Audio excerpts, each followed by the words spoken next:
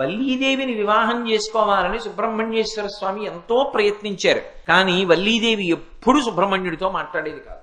ఆమె ఒక గిరిజన నాయకుడు, అంటే అరణ్య ప్రాంతంలో ఉండేటటువంటి శబరులు బోయవాళ్ల రాజు యొక్క కుమార్తెగా అవతారం తీసుకుని వచ్చింది. ఈయనేమో దేవసైన్యానికి అంతటికీ అధ్యక్షుడు, మెరుపు తీగలా ఉండేవాడు. ఈయన వస్తే ఆవిడ చూసేది కాదు, వెళ్ళిపోయేది. బాబాయ్ అంతంత పెద్దవాళ్ళు మనకెందుకని వెళ్ళిపోయేది. సుబ్రహ్మణ్యుడికి ఆవిడ్ని వివాహం చేసుకుందామని కోరిక. అసలు మాట్లాడదామంటే మాటే మాట్లాడదు. ఎలా? అన్నయ్యని అడిగాడు. అన్నయ్య ఎలా అన్నయ్య, అసలు నాతో మాట్లాడదు, వల్లీదేవిని వివాహం చేసుకోవాలనుకుంటున్నాను అన్నయ్య అన్నాడు. విఘ్నేశ్వరుడు ఆలోచించి అన్నాడు, నీ కోరిక తీరేటట్టుగా నేను చేస్తాను, నన్ను పూజ చెయ్యాలి. ఒక్క నమస్కారం చేశాడు అన్నయ్యకి, ప్రదక్షిణం చేసి. నేనున్నాను కదరా, నువ్వు వృద్ధ బ్రాహ్మణ రూపంలో వెళ్ళక్కడ నించో అన్నాడు.